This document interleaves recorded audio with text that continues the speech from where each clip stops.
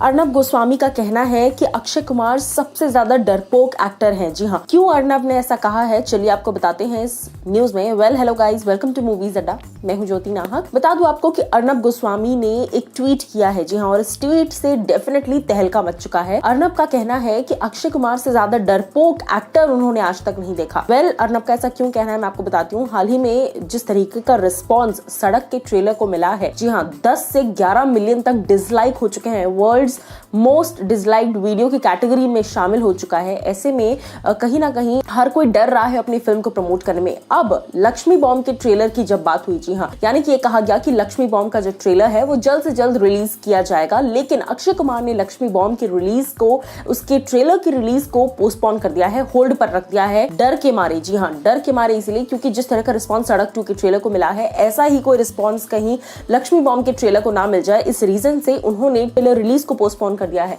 अब मैं आपको बता दूं कि इसी चीज को देखते हुए अर्नब गोस्वामी ने ट्वीट किया कि Akshay Kumar is one of the most scared actors. साथ ही साथ उन्होंने ये भी लिखा कि अगर वो इतनी सी चीज से इतना डर रहे हैं तो इमेजिन कीजिए कि जब सलमान खान, शाहरुख खान, जब इस तरह के लोगों को जिस तरह की क्रिटिसिज्म मिलती है, जब इस लेवल का क्रिटिसिज्म अगर अक्षय कुमार को मिलेगा तो फिर वो डेफिनेटली हैंडल नहीं कर पाएंगे। उसके साथ साथ अर्नब ने ये भी लिखा कि अगर उन्होंने फिल्म रिलीज की और उनकी फिल्म इस तरह का क्रिटिसिज्म मिला उन्हें, तो मुझे लगता है वो अपसेट होकर और डर के मारे कहीं शायद कनाडा शिफ्ट ना हो जाए। इस तरह के सारे बोल्ड स्टेटमेंट्स लिख डाले अर्नब गोस्वामी ने।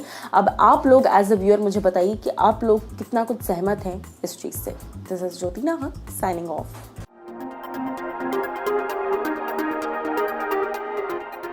कंगना रनौत ने इस बात की डिमांड की है कि करण जौहर से वापस ले लिया जाए पद्मश्री। क्यों कहना है कंगना का ये और क्या कुछ कहना है और कंगना रनौत का, चलिए आपको बताते हैं इस वीडियो में। लेकिन उससे पहले सब्सक्राइब करना ना भूलें हमारे चैनल मूवीज अड्डा को। वेल हेलो गाइस, मैं हूं ज्योति नाहक। बता दूं आपको कि कंगना रनौत और करण जौहर का ये जो मुद्दा है नेपोटिज्म का, ये बहुत वक्त से चला आ रहा है, लेकिन सुशांत सिंह राजपूत के जाने के बाद से लगातार अब इंडस्ट्री पर सवाल उठ रहे हैं। और सुशांत के जाने के बाद से इंडस्ट्री लिटरली हैज कोलैप्स्ड। पूरी इंडस्ट्री ऐसा लग रहा है कि शेक हो चुकी है और गिरने के ऊपर आ चुकी है इंडस्ट्री। ऐसे में कंगना रनौत का कहना है कि करण जौहर को पद्मश्री रिटर्न कर देना चाहिए, उनसे ले लिया जाना चाहिए पद्मश्री, बिकॉज उन्होंने मुझे एक बाहर प्लेटफॉर्म पर, जी हाँ, आउट ऑफ इंडिया, आप मुझे इंटरनेशनल प्लेटफॉर्म पर जाकर कह रहे हैं कि Kangana Ranaut should leave the industry.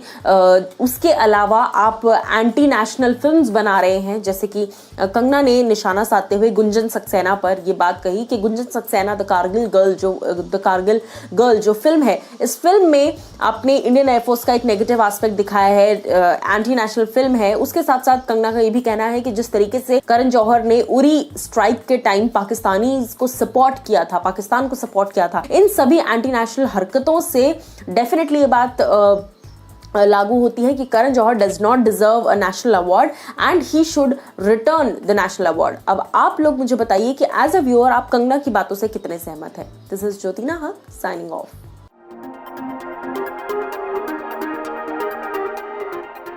रिया चक्रवर्ती के लॉयर ने आदित्य ठाकरे और रिया को लेकर एक बहुत बड़ी बात कही है। क्या कुछ कहना है उनका, ये मैं आपको इस वीडियो में बताती हूँ, लेकिन उससे पहले आप सब्सक्राइब करना बिल्कुल ना भूलिए हमारे चैनल मूवीज अड्डा को।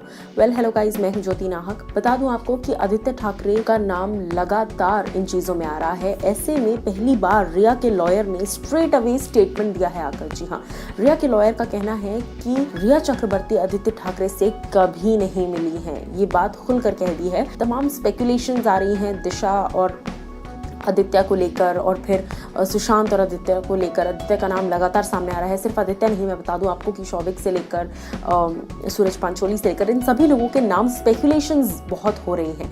ऐसे में रिया चक्रवर्ती के लॉयर ने खुलकर सामने आकर इस बात को कहा है कि आदित्य ठाकरे को कभी भी नहीं मिली है रिया चक्रवर्ती, और वो आदित्य को सिर्फ इतना जानती हैं आदित्य के बारे में कि वो शिवसेना के पार्ट है, एक मेंबर है। उसके अलावा ना कभी रिया चक्रवर्ती आदित्य से मिली है, ना ही कभी उनसे कोई बात हुई है, ना इंटरेक्शन हुई है।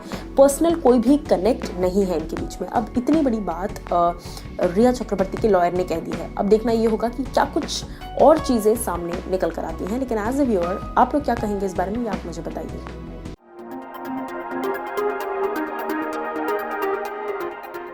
दिशा सालियान और सुशांत सिंह राजपूत के बीच क्या बातें हुई, ये सारी बातें व्हाट्सएप चैट रिवील हो चुकी है। जी हाँ, क्या कुछ इन चैट्स में है, चलिए आपको दिखाती हूँ ये चैट्स और बताती हूँ। Well hello guys, welcome to movies Adda. मैं हूँ ज्योति नाहक। बता दूं आपको कि दिशा सालियान और सुशांत सिंह राजपूत, इन दोनों के ही चले जाने का जो सिलसिला है ये एक दूसरे से जुड़ा हुआ है। ऐसे में लगातार एक के बाद एक खुलासे तो हो ही रहे हैं, लेकिन अब व्हाट्सएप चैट रिवील हो गई है सुशांत और दिशा के बीच की। मैं आपको बता दूं कि जो चैट्स है ये इसी साल की हैं एंड मोस्ट इंपॉर्टेंटली अप्रैल की है, यानी कि जब ये हादसा हुआ उसके महज 1.5-2 महीने पहले की चैट्स हैं। अब इन चैट्स में जिस तरह की बातें की गई हैं, अगर आप देख सकते हैं टोटली प्रोफेशनल बातें हो रही हैं दोनों के बीच में। सुशांत और दिशा काफी अच्छे कोर्डियल टर्म्स पर एक दूसरे से बातें कर रहे हैं। अब यहाँ पर सवाल इसलिए उठता है क्योंकि कहीं ना कहीं ये बातें कही जा रही थी कि दिशा और सुशांत एक दूसरे को ज्यादा तरीके से नहीं जानते। दिशा और सुशांत एक दूसरे को सिर्फ 1 या 2 बार उन्होंने आपस में बात की है, 1 या 2 बार ही मिले हैं। लेकिन जहां दिशा मैनेजर रही है सुशांत की, तो डेफिनेटली ये पॉसिबल ही नहीं है कि 1 या 2 बार बात हुई हो। एक अच्छा खासा बॉन्ड था जो कि इन व्हाट्सएप चैट्स में नजर आ रहा है। दिशा सालियान पिच करती नजर आ रही हैं, उन्हें तमाम प्रोजेक्ट्स हैं उन्हें कोट करती नजर आ रही हैं कि कितना हमें प्राइस लेना चाहिए, कितना नहीं लेना चाहिए। वहीं सुशांत भी प्रॉपरली इन्वॉल्व्ड नजर आ रहे हैं, उनसे बातें कर रहे हैं, एक प्रॉपर कॉन्वर्सेशन है दोनों के बीच में। अब यहाँ पर कुछ ही वक्त पहले इस तरह की भी कुछ खबरें आ रही थी शायद कि दिशा जो है सुशांत से सिर्फ 1 बार मिली है, जो उनकी मॉम ने कहा। दिशा की मॉम ने एक इंटरव्यू के जरिए इस बात को कहा कि दिशा सिर्फ सुशांत से 1 ही बार मिली है, इनके बीच में कोई लिंक नहीं है, 1 ही बार बात की है सुशांत से। लेकिन इन चैट्स को देखकर ये साफ पता चल रहा है क्योंकि 1 अप्रैल से लेकर 12-11 अप्रैल तक की चैट्स दिखाई गई हैं और एक रेगुलर फ्रीक्वेंसी में दोनों के बीच में बातें हो रही हैं। तो कहीं ना कहीं ये जो भी लोग इस तरह की रूल्स निकाल रहे थे, इस तरह की बातें निकाल रहे थे कि इन दोनों के बीच में ज्यादा कॉन्वर्सेशन नहीं होती थी, दोनों ज्यादा जानते नहीं थे एक दूसरे को, ये कॉन्वर्सेशन यही खत्म हो जाती है इन चैट्स को देखकर, क्योंकि दोनों काफी कोर्डियल थे एक दूसरे के साथ, काफी कंफर्टेबली एक दूसरे के साथ बिजनेस डील्स और बातें कर रहे हैं एक दूसरे से। सो इस नाते से ये जो थ्योरी है कि ज्यादा जानते नहीं थे एक दूसरे को, ये तो डेफिनेटली रूल आउट हो चुकी है। और हाँ, काफी हद तक प्रोफेशनल लेवल पर दोनों की अच्छी खासी बात होती थी। आप लोग अब क्या कुछ कहना चाहेंगे इस बारे में, ये आप मुझे बताइए दिए गए कमेंट सेक्शन में। दिस इज ज्योति नाहक साइनिंग ऑफ।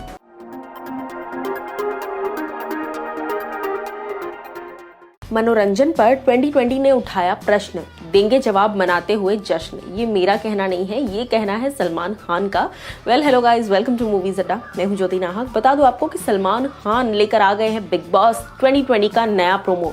और इस बार का एंथम मुझे लगता है वो यही है कि 2020 एंटरटेनिंग बिल्कुल नहीं है। इस बात पर क्वेश्चन उठा दिए थे हर किसी ने। इनफैक्ट 2020 ने खुद भी एंटरटेनमेंट पर सवाल खड़े कर दिए, क्योंकि हर एंटरटेनमेंट के सोर्स को कहीं ना कहीं 2020 ने कट डाउन कर दिया। लेकिन अब बिग बॉस जो है वो जश्न मनाते हुए जवाब देंगे एंटरटेनमेंट का, क्योंकि big boss is the highest dose of entertainment. मैं आपको बता दूं कि सलमान खान के बिग बॉस का नया प्रोमो आउट हो चुका है and it is a dazzling promo, because big boss हमेशा से ही बहुत स्पेशल रहा है, टीआरपी वाइज भी एंड लोगों के एंटरटेनमेंट वाइज भी। हर कोई देखना प्रेफर करता है बिग बॉस, ज़्यादातर लोग, most of the audience. But मैं आपको बता दूं कि न्यू प्रोमो में सलमान खान थिएटर में बैठकर पॉपकॉर्न खाते हुए मजे लेते हुए नजर आ रहे हैं और साथ ही साथ इस बात का दावा कर रहे हैं कि इस साल जो भी एंटरटेनमेंट की कमी थी वो सारी बिग बॉस का नया सीजन बिग बॉस 2020 पूरा कर देगा।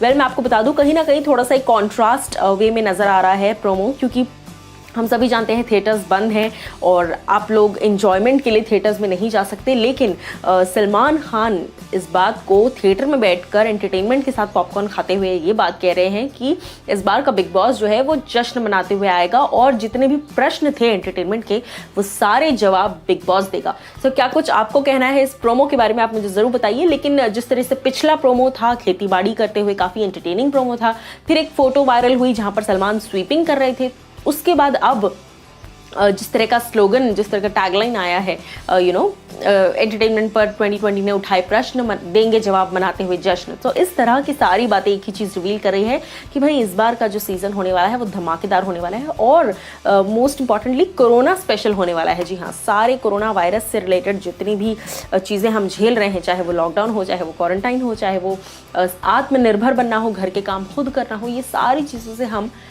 हंसते हंसते निकल जाएंगे। ये बात कहते हुए ये प्रोमो आ चुका है। मुझे प्रोमो बड़ा एंटरटेनिंग लगा, पसंद आया। आपको कैसा लगा ये आप मुझे बताइए कमेंट सेक्शन में।